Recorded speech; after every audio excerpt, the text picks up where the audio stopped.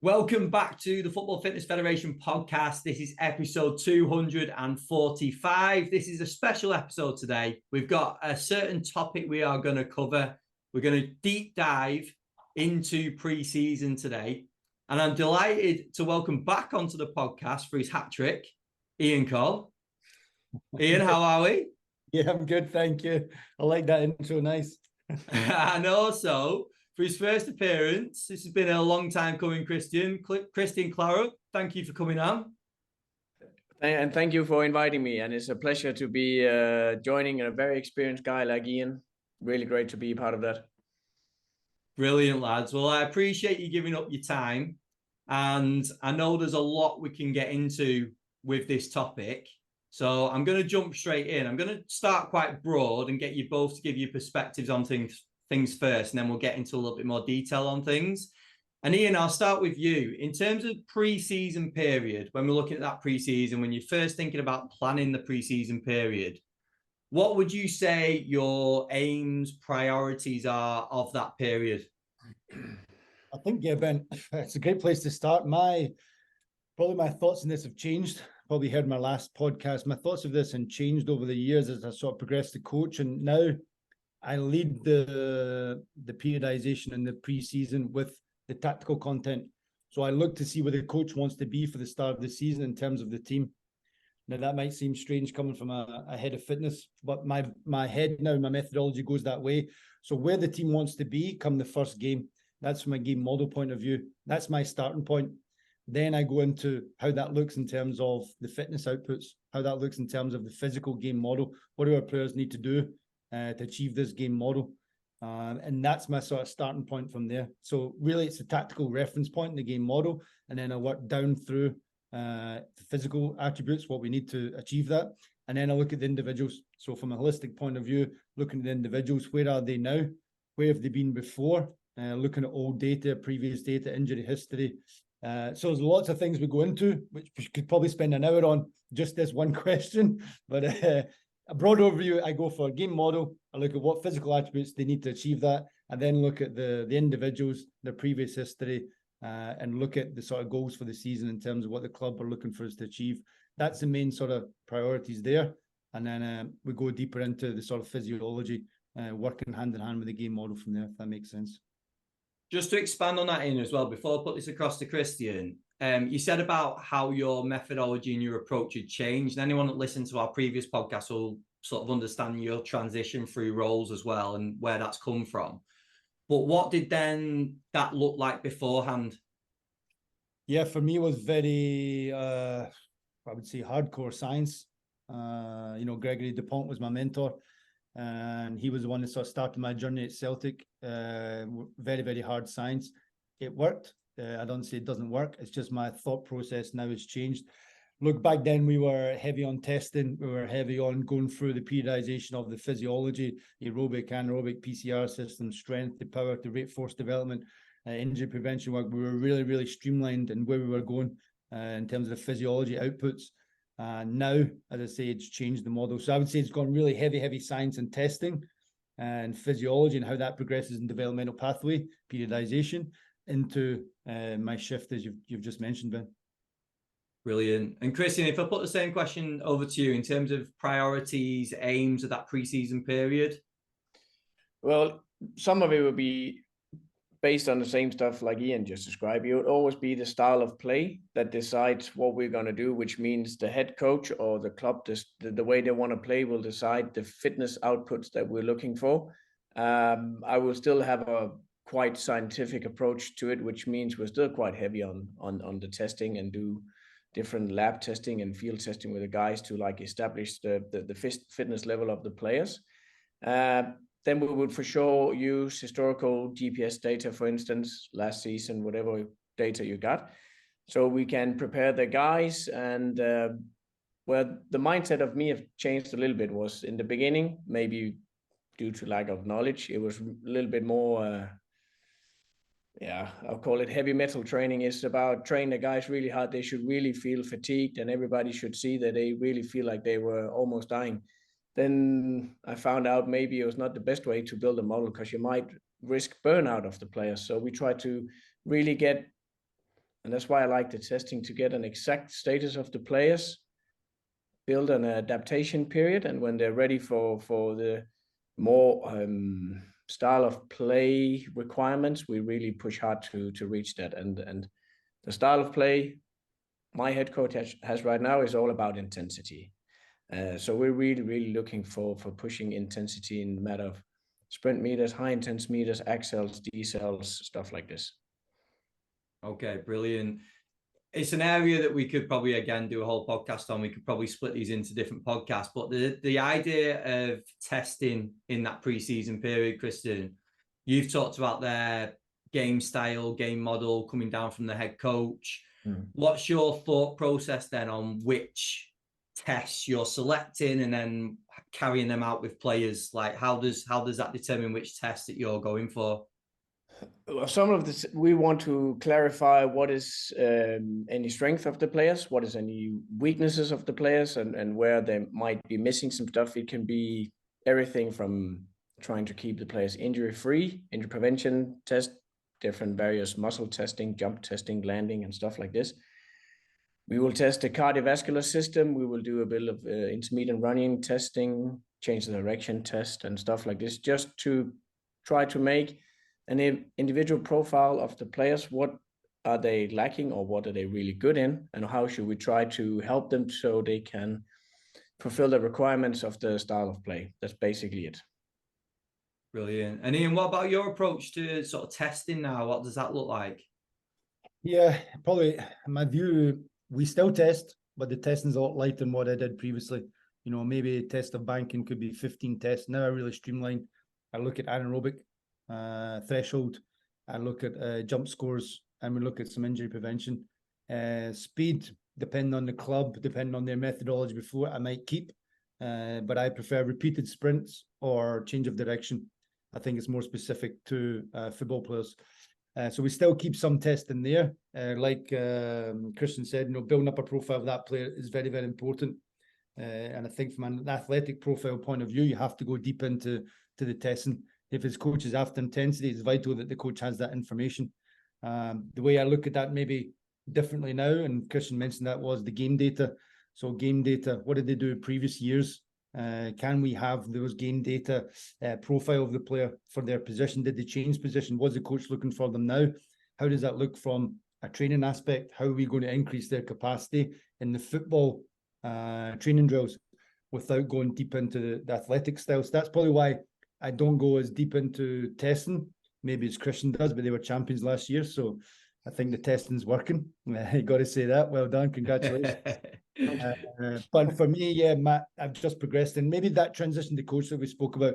But I think the athletic profiling of the players is a must, and depending how deep you want to go in that profiling, will be either club-led, practitioner-led, or head coach-led. They'll decide that for themselves. But for me, yeah, it's going down probably more the game data, looking at the player on video, understand where the player's journey and pathway is, and fitting that into our game model and how that will look in a training capacity for the player individually. Brilliant. One area I wanted to bring up, lads, which I know is quite contentious and gets a lot of people's blood boiling, is around any non-specific work that clubs do. So you see people either being in the camp of basing everything around football, or there's some teams that will still take players away, and you might see them doing some sort of a boot camp session or whatever the sort of non-specific work is that they're doing. Where do you think that fits? Does it fit? Do we need it? Is there a positive, or is it just negatives? Christian, do you want to take that first? I think my take on it will not be very political. I think it's a complete waste of time. That's my opinion. Why should we train something not specific for a football guy? It's if you want to be better football fitness-wise, we need to train football. Then, of course, we do elements of, is it specific to do a 10-minute aerobic run with a football player? Maybe not, but maybe he really has a deficit in his cardiovascular system, which is preventing him from doing the maximum output he could do in the game. So we might do some, you can call it top off runs after the training or whatever you want to do, or So for me, taking players out, not playing football, just going into the woods, running around, I think you could invest your time smarter. I think that's the way I'm going to put it. So from you, Christian, just to expand on that, the approach would possibly be to conduct your testing, to get into the pre-season period. And then if something was flagged up for an individual, that is when you might then conduct something maybe less specific, but you wouldn't go to the extreme of maybe what some would do. Yes, that's what we do. We do it now with one of the two players in the preseason who didn't have the best end of last season, which meant they went into the off season with like small injuries and didn't train completely, and they showed up, did not do very good in the fitness testing, which means in a little bit easier way to handle the players, we make them do partial football trainings, and then we do a little bit. It's still specific because we still do football movements, but more endurance based with one of the fitness coaches, circuit trainings and stuff like this. But we never just say, now you just run, or you just, unless they are injured and they can't run, then we do biking or swimming or whatever we should do, but only because of injuries. So Ian, I'm going to put it on you. Why do we see clubs still doing it then? It comes down to the individual practitioner, you know, and where they are at that moment in time in their journey and how they fit around their club and their head coach. For me, it's a key moment for us as practitioners, which coach I go with. If the coach says to me, I want heavy running sessions, I want, you know, aerobic threshold running, I want repeated sprints, I want the 7K in the mountains, like Chris said, that's not for me. I can do it, but it's not for me. So as a practitioner now, to work with a coach, we have to have a methodology that we're both happy with. For me, you know, going through tactical periodization, we like Christian, non-specific work is for us, you know, I don't believe in it. I think they have to be in football, but as Christian said, there's very specific areas like return to play, rehab, where that work has to be done. If a player's coming back from an injury, 100%, they're going to have to do like non-specific football actions. When they come back to full fitness and they're ready to perform, it's like a graded return into football for me. So what can they do within that session? So if it's a 90-minute session, we know he is aerobically not fit. How long can he do in that football session without overloading him, without fatiguing him, without reducing his football actions? So still keeping his game development going in terms of the game model, still keeping his football actions high, but he's not working under fatigue. Rather than taking him out and allowing him to run around the pitch and do extra work, it's about getting him into the football, because ultimately for him to play, he has to understand the game model. So the amount of time he has interacting with his collective teammates, then he's going to develop. That's how I look at it. That might be, some could say that's probably a longer process. Is it? I'm not so sure in my experience now. So taking a player and doing laps and runs and interval runs, is that going to be quicker than getting him into the football and reducing his football load? But over the 2 weeks where he'd have been doing running, he's now understanding the game model. He's now interacting with the players. He's now got partnerships with the people around him on his side of the pitch. He now understands the coach. The coach is communicating with him. So for me, that's where the development comes, if that makes sense. Yeah, brilliant.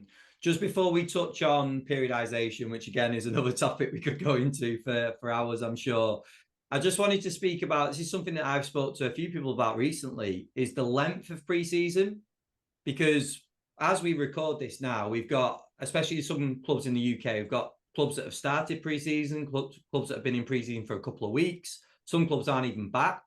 So what, in terms of that length of a pre-season period, Ian, just start with you. Like, where do you see that? What's the range? Is there a range? Like, is it depend on external factors? Yeah, like you said, there are teams competing in Europe, teams who have a Christmas break, you know, players who are away in international week, you know, your cycle changes.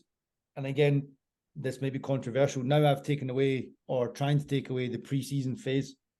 So if we think about what I was saying before, it's not pre-season, it's season, because our season starts when the players come back. So now we are trying to develop them as football players to play that first game. But their season, their development is still ongoing. It's not pre-season, now it's season. For us, it's like the season starts. So we get the players in, we're working from day one, how to make them understand the game model. I know I keep going back to it, I keep saying it, it might get boring for some people, but how we want to play essentially is when that starts day one. So if we're not introducing how we attack, how we defend, how the transitions, how the set piece on day one, then we're not developing those players to play.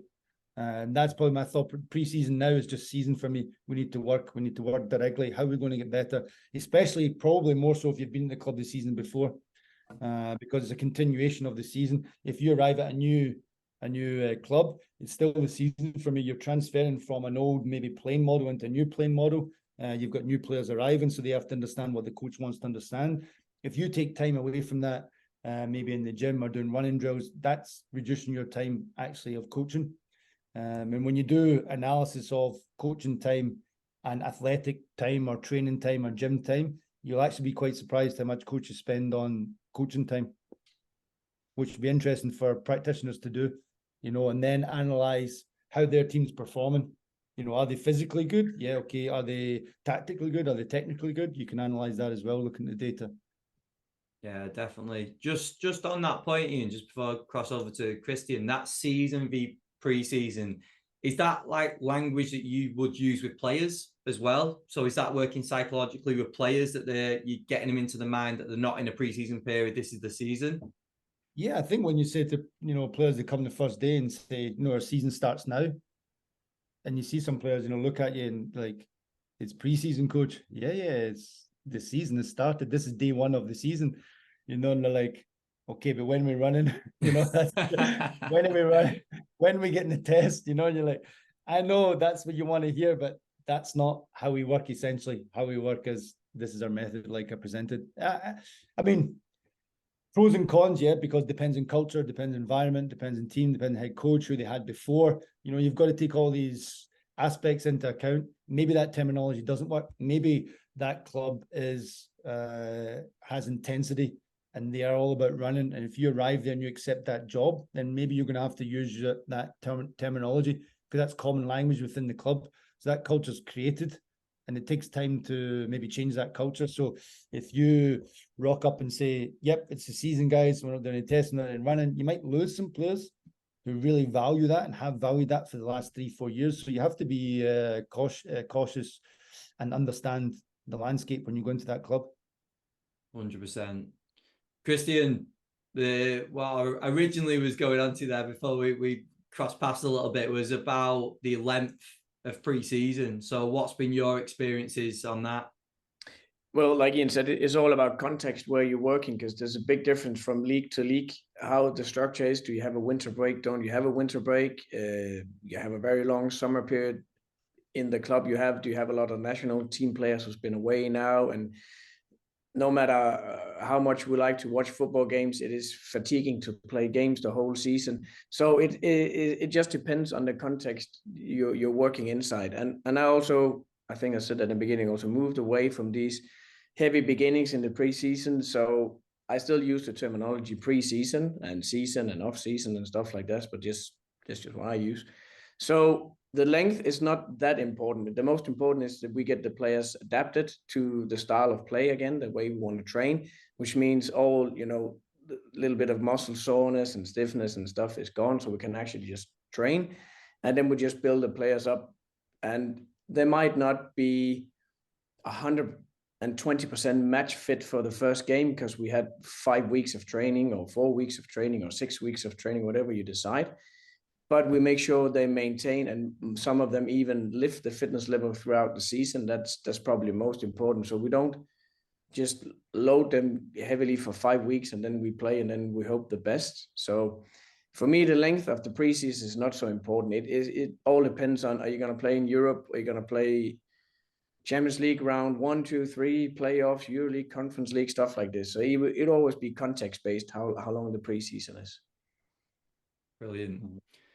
I want to move on to periodization now, in terms of how that has looked and maybe even how your approaches have changed to that as well. Starting on more of the conditioning side, and then I know we want to cross over onto the strength side as well.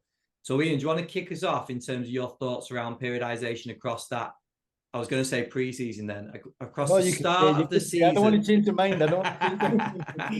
No, I don't want to. Go for that, mate. Yeah, I think like you're saying, like Christian, it's a great point. How long is preseason doesn't matter, and it does matter because you need to prepare them to play. So how long you have is the question people are going to look at. Have I got 3 weeks? Have I got 6 weeks? How long will they off? Do I periodize aerobic condition, anaerobic? Do you go through what I used to do? Go through the curves. Integrating the curves together, making sure they have that development physiologically. So for me, you want to start, are you going to go classic with aerobic strength and then move to anaerobic, to power, to sprinting, to rate of force development? Are you going to go through that pathway, which can be a classic pathway? Are you going to do complex training? Are you going to bring both together and mix them during the week? Are you going to do old periodization blocks? It depends, again, what you're looking at, what you're looking to achieve. And I think I'm going to be a bit cheeky and ask Christian one question. And that question be, at what moment did he think that, they won the championship last year? So through his methodology, what moment do you feel that they hit peak condition? We had peak condition. The way the season was built because of the World Cup, we had a longer break in the middle of November till end of December, and some clubs decided just to give the players a long break. We decided to tell the guys we have a short break now, then we're going to train again for a period and then have a break again. And after that, when we came in and we had our preseason in January, after that, the fitness level of the guys was really high. So we had a half season because it was a new place, new club, new players to have to adapt to the training methodology. It took a bit to get used to it and the style of play. And when we sort of finally had this really period where we could just completely decide what was going to happen for how many weeks was that? 4 weeks? 10 weeks probably, because we had 2 weeks in November, we had December, and then we had January as well. That gave us something completely, I never tried it in football before, unique, a long, you can actually make it in football, a long-term plan. And after that, we just flew and won pretty much all our games also, and performed at a really high level fitness-wise. The reason I asked that is probably you've answered it exactly the way I thought, because you had that deloading phase. So you've had a competition phase, and you've actually had a deloading phase, and then you've came back in and you've built them up, physically and with the game model. And at that moment, they've realized how to play physically and tactically, and that's probably when you've taken off. So, and I think that's probably what I was going to say, is that deloading phase, to make sure you have a deloading phase in pre-season where the players can actually recover from whatever load you're going to give them, whether it's a real physical load, whether it's a real tactical load mentally, that they have a deloading phase where they can actually recover from that and actually reflect. When we speak about reflecting as practitioners, and I actually think the players have to reflect on the work that they've done, and that can be physically recovering, which will be part of it, but also mentally recovering and absorbing that little bit of information. Whether you give 3 days or 4 days, it's 2 days, I think it's not enough. It's 3 or 4 days. And then after the deload phase, okay, we had a longer one because of the World Cup, but I think actually that you'll see a spike in performance, not only physically, but tactically, because their mind's fresh and they come in and it's not every day, okay, I'm getting hit with this and this and this and this. They actually need time as human beings to absorb that information. Unless you've been in the club, for 3-4 years and you have stability there, and it's the same methodology, same coach, which nowadays we know doesn't really happen. So it'd be quite rare if you had that. That'd be excellent. Ian, just on that deload phase. So are you talking about the period prior to the first game of the season? Is that like the time that you'd be prioritizing for that? Yes, I mean, how long your preseason is, I would definitely try and get like a 3-day deload in there. Whether you want to give like 2 days off and 1 day is a team building, or 1 day the team go and do something else, which might be non-football specific, or give them the 3 days off, depending who your squad is, your culture, your environment, your context.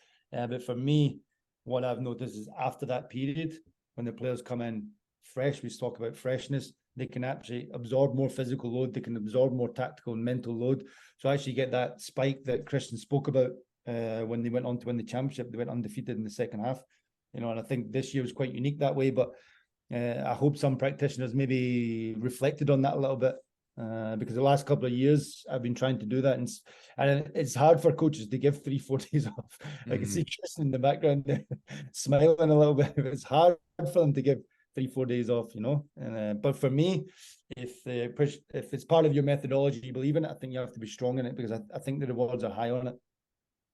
Just on that point, Christian, obviously you've mentioned about the World Cup last season and the demands that go into that, but then also now in the off season, it seems that players are not really stopping a lot of the time either, are they? They're doing a lot of work in that off season period as well. So do you think that deload period just becomes even more important, because essentially we're going season to off season, the work's not really changing that much. If anything, some players are probably doing a bit more in the off season, going then into a pre-season period, then into the season. So do you think that puts even more importance on that deload? I totally agree with what Ian said, and we actually use it practically to give the players. We actually just planned it today how we're going to do straight after our training camp before the start of the season. We're going to have 2 full days off, 1 day easy, 1 normal day of training, 1 day off again, and then we do 3 training days before the first match, and that's a deload period. It is really important, especially if you have a style of play where it's about intensity, because it's not a big deal to train a lot, have a big volume. It might be boring. It might be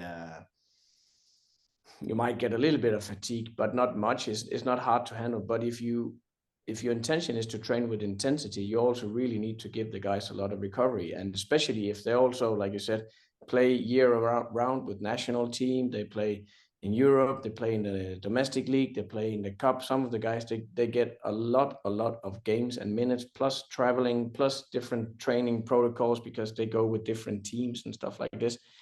And we really need to make sure they get the deload period. And I think Ian just touched base on it, especially from the mental perspective. It is really important, because it is fatiguing for players and staff to always be traveling around, competing. Everybody is expecting good results, and if you never give yourself the time just to relax and breathe a bit, you're gonna burn out for sure, 100%. So the deload is extremely important. And then just sorry, go on. No, I was just going to say one thing. I think there's probably one specific case this year. I don't know the history of the team, but maybe I'm wrong. Maybe I'm not wrong. I think Liverpool, you can say can underperform this year.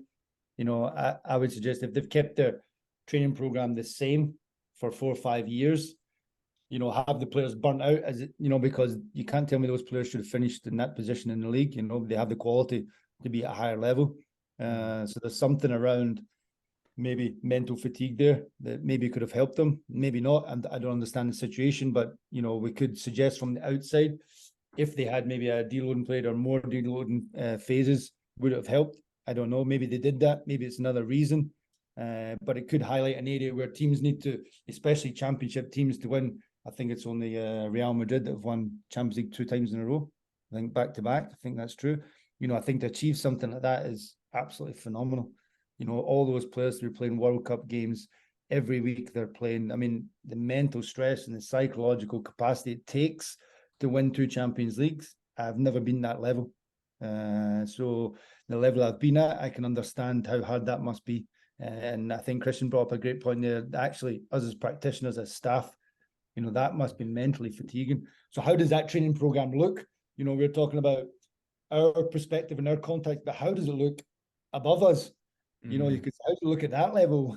What the expectation is, you have to win the Champions League, and you have to win it next year. How does that look? How does their pre-season season look? Because they don't stop.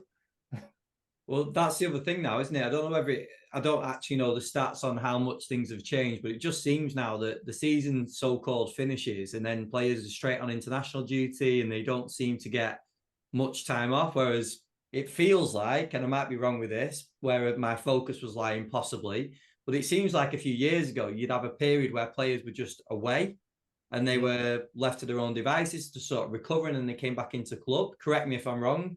But it just seems like the amount of games now and the amount that they are doing has just gone through the roof, hasn't it? It's a political question, isn't it? It's because it's a big business and a big industry. So there's a lot of money involved that for sure impacts the amount of games and tournaments that the different governments behind decides they will play. But for sure, we have it now with our national team players are not back yet. They will join us. Some guys in 2 days and some guys in 4 days, because we had to give them extra break, extra holiday after national team, because they went straight from us into a training camp with the national team into playing two games, either Nations League or friendly games and stuff like this. And so we just have to give them extra break. And okay, that means that we only have 3 weeks of training before the first match with them. But I prefer that. So we at least give them, especially from a mental perspective, the time to relax a little bit. And especially in our context, we won the championship. It's the first title in 9 years, I believe, which means that the guys we didn't have an environment where you're used to winning. The expectations might be you must win, but they were not used to it. So they really need to let some steam out, because everybody, of course, gets a little bit tense and nervous and afraid of losing the championship at the end. So it's really important to give the guys a break now. And some of these, they're boys, they're 20 years old, you know, that they're not that robust and mature yet. They really need some time off just to do whatever they want, basically, and not listen to some coach or director or head of performance shouting in the face, calling them all kind of words. You mean they don't want to spend 365 days of the year with you? Is that what you're trying to say? I for sure don't want to spend 365 days a year with these guys, so they probably have the same feeling. Christian, I realized that we sort of skipped the approach to periodization for yourself as well. So have you got anything to add in terms of what Ian's discussed and what we spoke about so far? I think I will say year round, we pretty much do the same things. We just do it at different intensities and different volumes, which means we're playing the same games now that we will play in season. We do the same kind of gym work that we would do in season as well. We just adjust the volume or the load or the intensity or the distance or whatever it is. So we pretty much train the players the same way year round. And then we know for us, this season will change a little bit because we're going to play in Europe, which means we have more games per week, which means our focus will only be on recovery and activation, injury prevention, not so much on actual training because there's no time for it. And what about that pre-season in terms of periodization? How does that tend to look? We do the same stuff like we do in season. We just you can call it toughness or whatever you want to do. So we do a little less in the first week here. We had the guys being adapted to training football again, kicking, turning, stuff like all this, and getting used to doing the correct gym work. Even though they did it in the off season, it's just a little bit different. Coming back with the team and you are competing against guys and you have to change direction faster than normal and stuff like this. And after that, we just do the same stuff, and then we just help individuals who have different needs to lift the fitness level. Brilliant. Lads, we had sorry. You know, Christian's probably brought up a great point there in terms of he does the same thing, the same drills during the pre-season as the season, but adding more intensity or more duration. So I think this is a great point for practitioners is what you do in pre-season, what you're doing in season. So for me, then they connect, it becomes one season. You're adding load to what they're doing in the pre-season. So because you have more time to recover and you don't have official matches. So his coach and Christian's methodology is to enhance and develop the physical attributes, but they're still doing the same tactical games as they do in the season, which I think is great because then you're marrying both together, the tactical and the physical. So the players are getting that same stimulus all through the season. I think that's a good point for practitioners to think about, that don't go away from, a small-sided game that's going to be physical for 4 minutes. What is the tactical reference points in that small-sided game the players are going to use, because you're using that 4 times 4 minutes, 5v5, whatever your principle may be. You're going to use that from a physical, but also a tactical point of view. So does that shorten in the season? Does it go to 3 minutes? But the tactical reference points are still there. It's just the load is changed if you're looking for like the head of performance to monitor that and feed that back to the coach. I think that's a good point that Christian's brought up there. Yeah, great point. I was just checking because we obviously put out on socials that we're going to do this, and I asked for any questions, and a couple came in around small-sided games, which obviously you've alluded to there. So one of them was just talk about small-sided games, which we'll try. The other one was about sort of periodizing small-sided games, and is it as simple as going from large spaces down to smaller spaces of work, or would you add any more context to that? Ian, do you want to take that first? We call them tactical games. So tactical games are references the size of the pitch, like you said there. So is it large, medium, or small? So for us, that would be like collective principles, sub principles, or sub principles. So those small sided games change depending on the tactical reference during the week, and that goes from large to small. If you want to think about that, periodizing that during the week, we do match day -4 will be really small areas, so small tactical games working on sub principles. So it can be 1v1, 2v2, 3v3, probably maximum 4v4. Then we go into probably 8+ on match day -3, which is a tactical game. So what are we looking for in terms of our collective principles? Match day -2 will be sub principles, so probably units of work, how that looks in a sort of medium tactical game. And then on the match day -1 can be a mix of large tactical games or medium tactical games. But the reference point is to really develop what we're looking for within that week in the game model. Is it defensive work? Is it attacking work? Is it transitions? Where do we need to develop in our game model to make the performance better? Almost the physical is secondary, because that periodization is set, if that makes sense. So match day -4, 3, 2, 1, it's already set. We know and we understand that. We have that methodology, but it's really going deeper into, okay, if we work in transitions in match day -4 in a small area, probably we'll have higher accel decel load than we would if it was just attack v defense. So we're just working in attacking phase, because in transitions you've got counter press actions there. So the transition in the game, that tactical game, will be a higher accel decel load. We have to make sure that we understand that in terms of periodizing during the week. Do we need to reduce maybe match day -2 because we're working on transitions? So like I said at the start, the tactical model will dictate probably the physical load for the week. And then Christian, have you got anything to add around small-sided games? No, just regarding the model Ian described, we use pretty much the same model. The only difference is match day -2, because our head coach prefers to do also a little bit larger space games on match day -2. That's how it is. We just adjust the volume, so we know how it is. Otherwise, it is completely the same. And regarding small-sided games, we do the same games now that we will do in the middle of the season or the end of the season. The only thing we didn't do in our adaptation period is we didn't use any large-sided games, which means 8v8, 9v9, 10v10, 11v versus 11, because it will just give us a lot of sprint meters and stuff. And I'm not too happy about the guys going maximum velocity in the first week.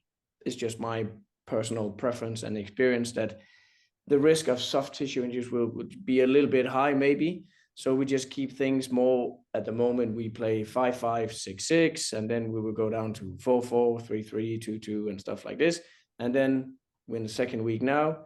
We introduced a larger game for the players. They play 10v10, but we just made the pitch a little bit shorter. So we played box to box, 10-10, which reduces the sprint meters a little bit.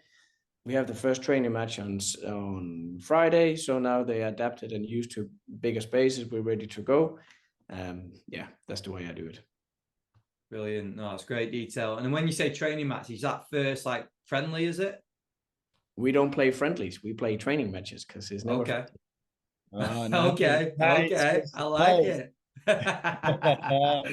Brilliant. It is the first friendly match of the season where we play a team from the second best Czech league, which is of course there's tactical elements the guys need to learn, but it's also a physical training where the guys will play 45 minutes each. That's it. Then they're used to big pitch again. Then we do the next day active recovery and gym work. Then we do day off, and then we will go pretty much for training camp. And then we will have the last, let's call it friendly games on the training camp before we go into season. No, I like your phrases better. We'll go for season and training games. I like it. I like it. Changing the landscape. That's it. Lads, have you got anything else on that in terms of periodization for the more conditioning side of things before we move on to more strength work? Ian, have you got anything on that? Yeah, I think what Christian said there, protecting the players in the first week is probably key. You don't want them to be sprinting. So when I say we do large pitch, it's large pitch, but that large pitch may be zoned. So collective principles can be like 11v11, but in certain zones potentially. So the build-up phase might be from phase 1 to phase 2. So using up to the halfway line, and then in the third phase, maybe it's another zone. But then if they progress, they get into the attack. So we reduce the space, but it's collective principles. It's bigger pitch, but we reduce the space so they don't sprint. And like Christian said, we probably progress into the second week. So you must protect the players in the first week. So Christian's correct in what he's saying. I think sprinting in the first week, you need to avoid. Can you get up to 80% maximum? Yeah, it's probably you can. Depending how long the season is. If you've only got, at Celtic, we had like 12 days, 10 days, sometimes. So probably on that last weekend, we probably would sprint because we need to, because in 3.5 weeks, we play a Champions League qualifier and we don't have a league game before then. So we need competitiveness, we need winning mentality, we need robustness, we need it straight away. So we need to get that in the football context faster than probably I do now. So like we said at the start, your context, your environment, your culture is key to that planning process. Christian, one of the other questions we got in, which I feel like we might have already tackled, but just see if you want to add anything to it, was someone's put provide weekly targets for GPS metrics and how they progress across the weeks. So I kind of feel like you might attack that. Is there anything else you want to add to that? Nah, I said the way I try to build the load plan now, where we know what's going to happen on each, is easy when we're in this part of the season, which I call preseason, which Ian calls season, because we can decide exactly what's going to happen on each days. When we go into a competitive season, numbers will be all over the place sometimes because players has to play more games than they should. But right now, what we use is we just took average data, individual data, positional data from the last season of the players, and then we just build a load model. Week 1, we would like to hit these amount on total distance, high intense meters, almost nothing on the sprint meters.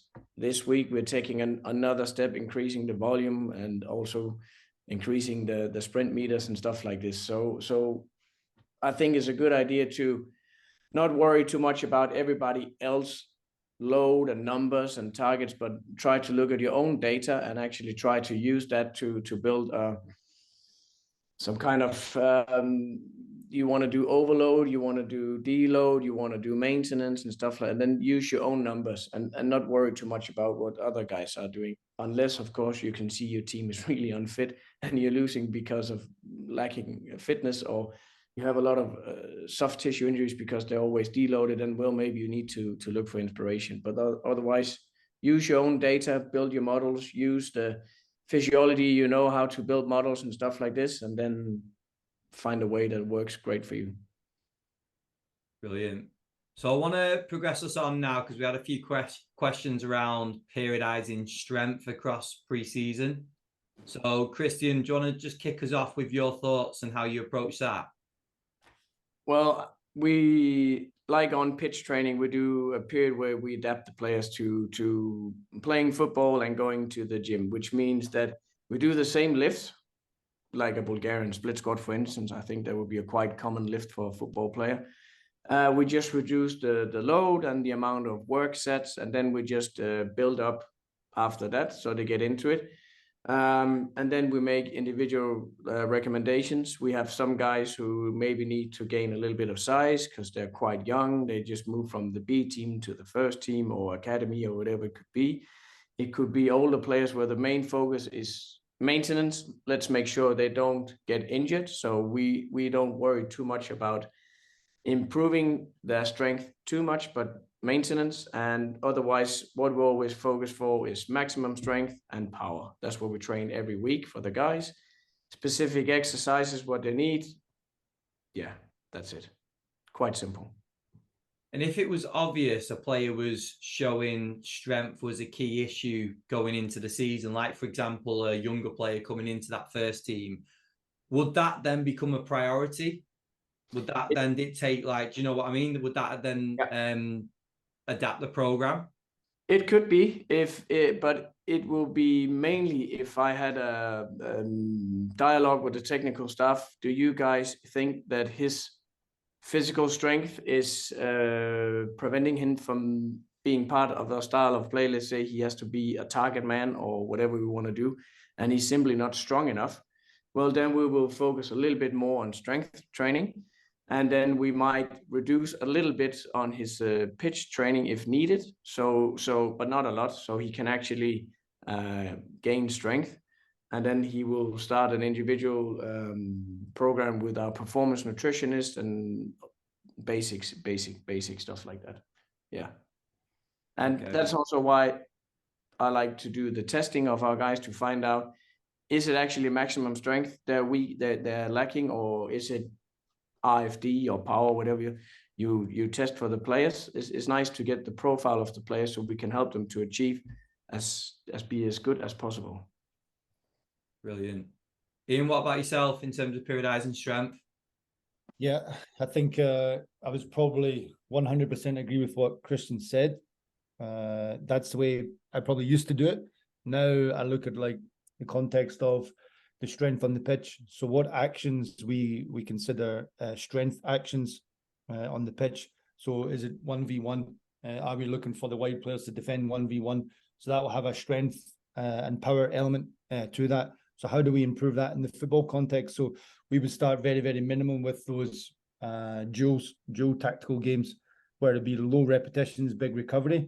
And then we'd start to get into activation where they're accumulating like fatigue. So can they repeat those football actions in a tactical context? So I've probably changed my thought process. I agree 100% what Christian said. I think it's a great model.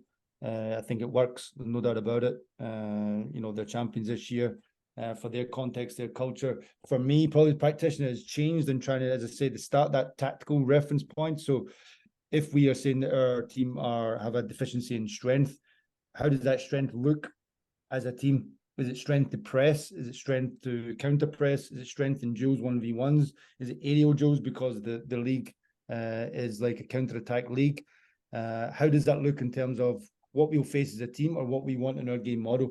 And then I tried to build up the strength actions on the football pitch. It's challenging. That's really challenging. I found that difficult. It's probably only been doing it the last 2 seasons.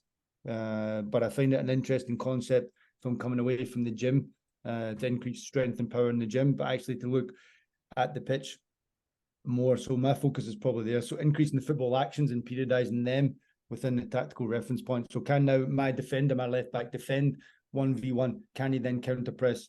Can he then transition into attack? So those strength and power elements, how do we build that in the training process? What does that do to the gym time then, Ian? Does that mean that they're spending less time in the gym and more time out on the pitch? Like, what does that do to that time?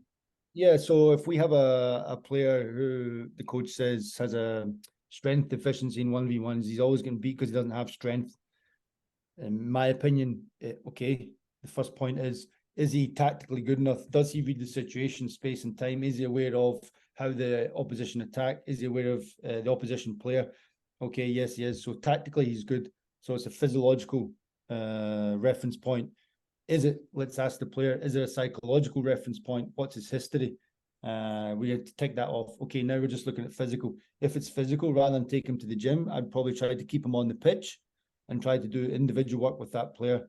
And I would try and build up from individual to bring in maybe some academy kids or like coaching kids to interact. So there's decision making. So you go from low football decision making actions with strength and power into high complex decision making tactical reference points with more teammates, and then see if there's a progression into the team. It's not pure strength 100%. It's not max strength. It's probably speed strength. into power and rate of force development. So looking at that physiological pathway, it still has the same, doesn't have max strength, which Christian spoke about. That's probably the only physiological element it's not touching on, because you can't get that in the pitch. It's impossible. Yeah. Christian, have you got anything else to add on that in terms of the strength side of things? No, not really. We still like going to the gym. I think that's my take on it. Brilliant. Well, I was just looking through some of the questions. I feel like the only one that we've possibly not tackled yet is someone has sent in the use of EPEs in pre-season. So start us off by telling me what an EPE is. You want to go, Christian?